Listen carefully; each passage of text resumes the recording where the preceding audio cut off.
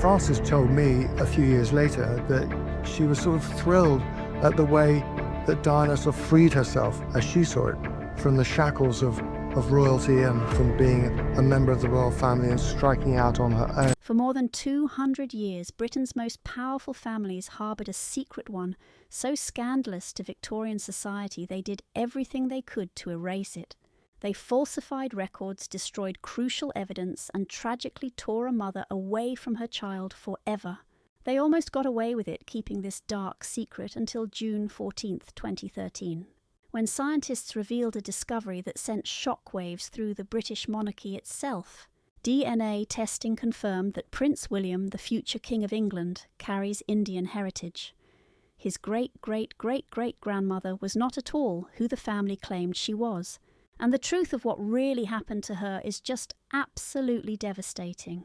This is the tragic story of Eliza Kowark, the woman history tried to erase, and the discovery that changed everything. In June of 2013, the British media was buzzing about a shocking discovery made by Britain's DNA, a Scottish genetic testing firm.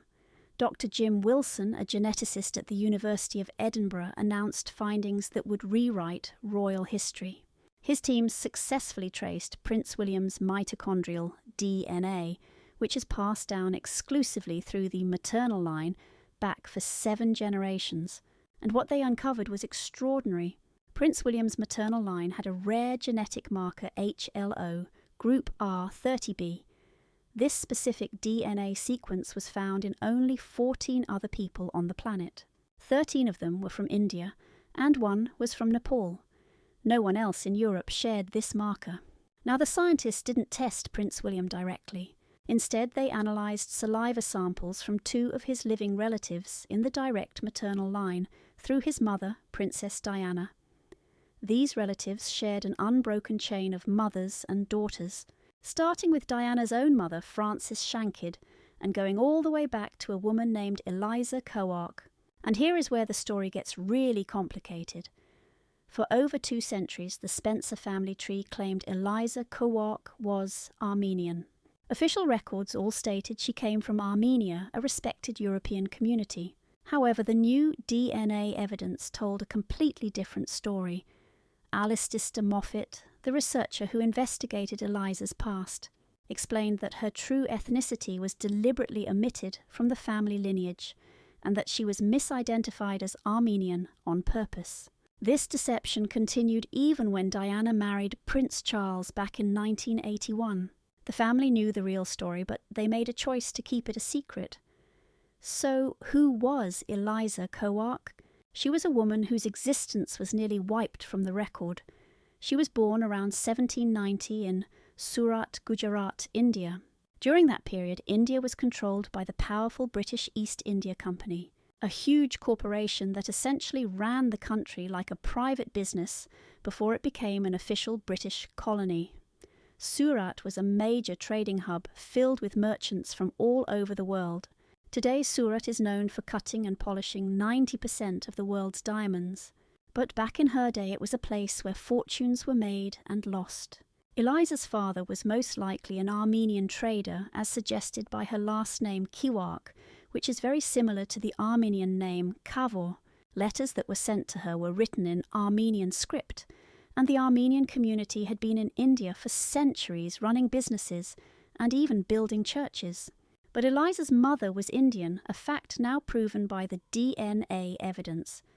In this busy city, Eliza met a Scottish merchant named Theodore Forbes. Born in 1788, he was the 3rd son of a prominent Scottish family.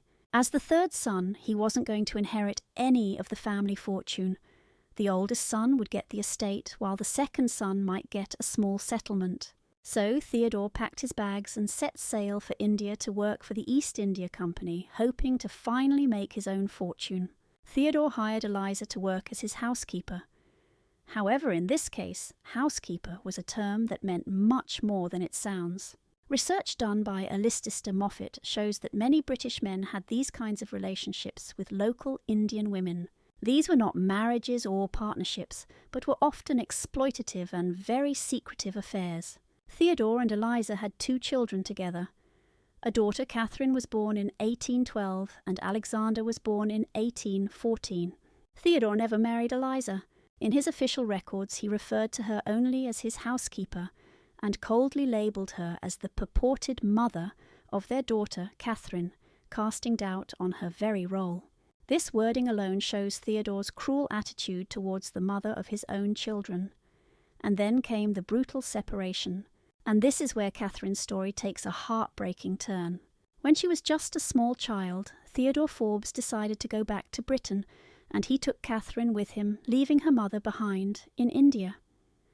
Imagine being 9 years old and hearing, "You're leaving forever. You're leaving the only home you have ever known." Catherine was forced to leave her mother, Eliza Kowark, completely unaware that it would be the very last time they would ever see each other. Eliza never saw Catherine again, and we don't really know what happened to her. There are no records of her death, no grave markers. She simply vanished from history.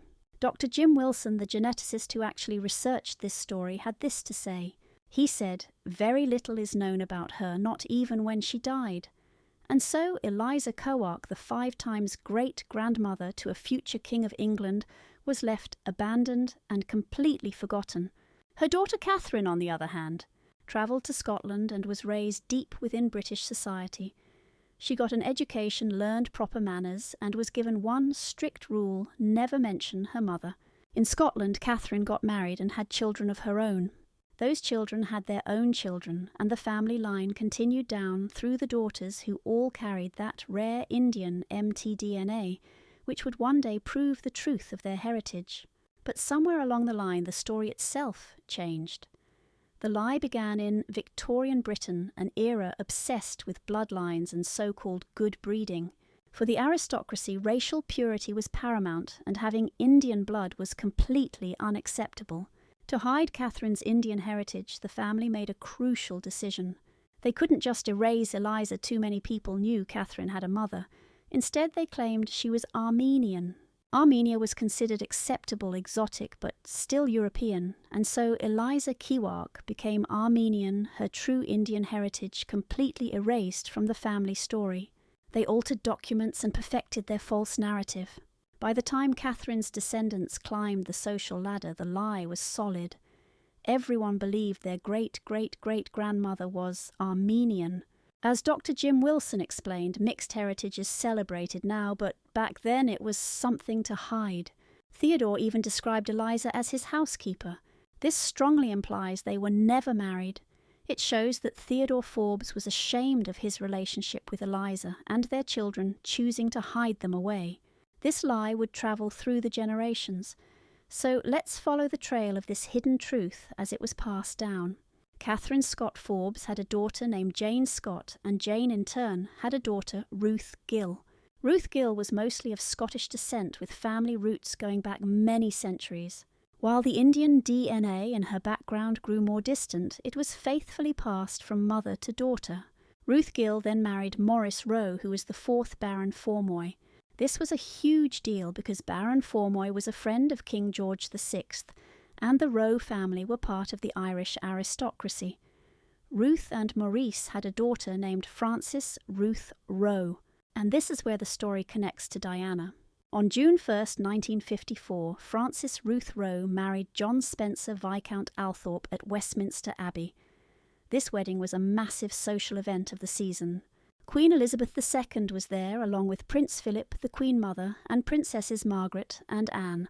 Frances was just 18 years old, making her the youngest woman to marry at Westminster Abbey in more than 50 years. The ceremony was breathtaking and received enormous press coverage, but no one knew, or at least no one dared to say, that Frances carried Indian DNA passed down from a woman named Eliza Kowark, who had been scrubbed from family records 140 years earlier. Frances and John Spencer had 5 children. One was a son named John, who tragically lived for only 10 hours after his birth in January 1960. On July 1st, 1961, they welcomed another child, a daughter, they named Diana Frances Spencer. Diana grew up at Park House on the Sandringham estate, playing with young princes Andrew and Edward. After her grandfather died in 1975 and her father became the 8th Earl, Spencer Diana became Lady Diana Spencer. She was beautiful, charming, and seemed perfectly suited for a prince. Deep in her DNA was a rare haplogroup R30b, which would eventually expose everything. When Lady Diana Spencer married Prince Charles on July 29, 1981, an estimated 750 million people worldwide watched on television. It was called The Wedding of the Century, a true fairy tale come to life. Diana wore a spectacular dress with a 25-foot train, while Charles wore his naval commander uniform. They kissed on the Buckingham Palace balcony to the roar of the crowds. But throughout this perfect day, the hidden truth remained. Official records still listed Eliza Kowark as an Armenian. The secret was safe, or so they thought. But DNA doesn't lie. Here is the scientific discovery that changed absolutely everything. Mitochondrial DNA, or mtDNA, is unique. Unlike regular DNA from both your parents, you inherit mtDNA only from your mother. It also changes very, very little over generations. This means Prince William has the same mtDNA as his mother, Diana. She received it from her mother, Frances, who got it from her mother, Ruth, and this continues back 7 generations to his ancestor, Catherine, and finally to Eliza. This lineage stretches back almost 200 years, and the DNA remains unchanged, revealing its truth. So when Dr. Jim Wilson's team analysed the samples, they pinpointed haplogroup R30b, a genetic marker so rare only 14 people worldwide are known to have it. Get this, 13 of those people are in India and 1 is in Nepal. There wasn't a single match from Armenia or Europe. The chances that this is just some fluke are incredibly slim. Like Dr. Wilson said, the evidence is rock solid. The team even found South Asian DNA threaded throughout Prince William's other genes too. It was the final proof Eliza's ancestry was genuinely Indian. And when the news broke in June 2013, it made headlines worldwide. Prince William has Indian DNA. The future king's hidden ancestry was suddenly exposed. DNA test exposes a 200-year royal secret. This was huge because it meant Prince William is one 256th Indian. It might not sound like a big percentage, but it's legally and genetically undeniable. What's really significant is that when William becomes king, he'll be the first ever British ruler with proven Indian ancestry. For a nation that once colonised India and treated its people as second-class citizens, this is one heck of a plot twist. Family reactions and the palace's silence. Mary Roach, Princess Diana's maternal aunt, actually commented publicly on the family's discovered ancestry. She took the news very well, telling the Times newspaper, "I always assumed I was part Armenian, so I'm delighted that I also have Indian roots." This proves that Diana's own family had bought into the Armenian story for decades. Clearly the family had been misled. Mary was the one who helped prove the truth by giving a DNA sample, and instead of being angry, she was genuinely happy about her real heritage. This really shows a shift away from old, outdated attitudes about race. But the actual royal family, they remained completely silent. In the 11 years since the news broke, neither Prince William nor Prince Harry have said a word about their Indian ancestry. Clarence House and Kensington Palace. They didn't issue any statements whatsoever.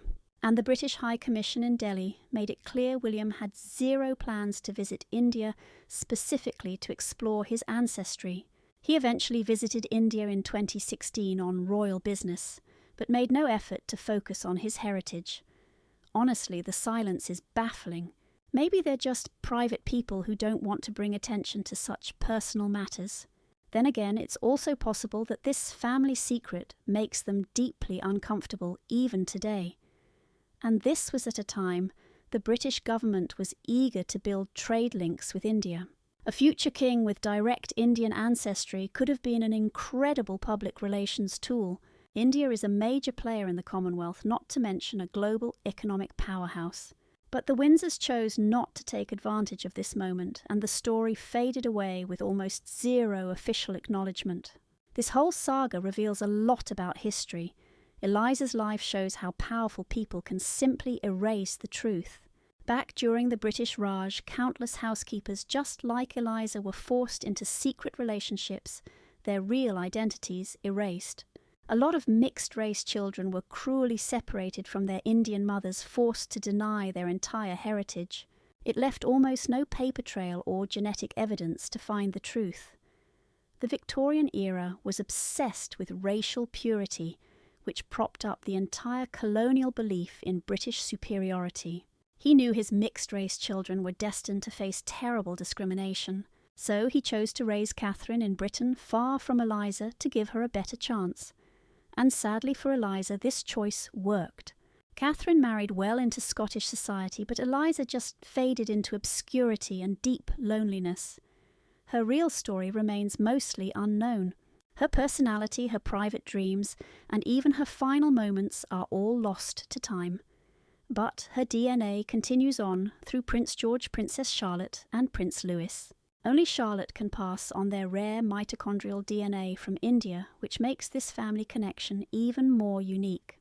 Consider this: over 1.4 billion people. India's huge presence in the Commonwealth today really highlights the importance of having a British king with even a tiny drop of Indian blood. This single bloodline reveals a complicated past, touching on the harsh truth of the British Empire, but also acknowledging a shared human connection. Mary Roach's pride in her Indian ancestry shows how far things have come since Eliza's time. However, some old attitudes die hard. Even Princess Diana had no idea about this part of her heritage. On June 14, 2013, DNA testing finally gave Eliza Kowark her identity back.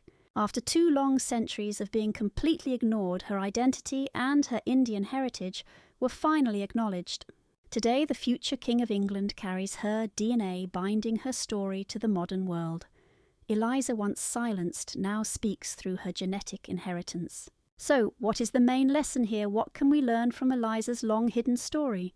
First, that the truth will always surface eventually. It could be revealed through a DNA test, careful historical research, or someone simply telling their story. Second, the official story often buries the real truth, all to protect the reputations of the powerful. Third, this obsession with racial or cultural purity has devastating consequences for real people. Eliza lost her children. Her daughter Catherine lost a mother, and generations of their descendants lost touch with their true heritage. And fourth, science can sometimes deliver justice. Dr. Jim Wilson and his team weren't looking to uncover a royal family scandal. They were simply conducting genetic research, but in doing so, they gave a powerful voice to a woman silenced for 200 years. Maybe today there's a tombstone for Eliza Kowark in Surat, Gujarat, or maybe there's nothing there to mark her passing. We'll probably never know for sure, but what we know is this: Eliza was a real person. She lived her life she loved, and she had children. They were taken from her, and it wasn't her fault. She absolutely deserved more than to just be wiped from the history books. Now, because of modern DNA, her story won't be forgotten, and it's Eliza Kowark who makes Prince William 256th Indian. That's a mathematical fact, yes, but it's so much more. It's a human story about love loss, power, prejudice, secrets, and ultimately, truth. The next time you hear about pure royal bloodlines and noble families, just remember Eliza's story. Remember that for every pristine family tree you see, there are always people who were cut from it, branches that have been snipped off, and roots that were purposefully hidden. Because real history isn't just what's in the official records. Sometimes the most powerful stories are the exact ones someone tried desperately to erase. And then 200 years later, DNA brings the truth to light.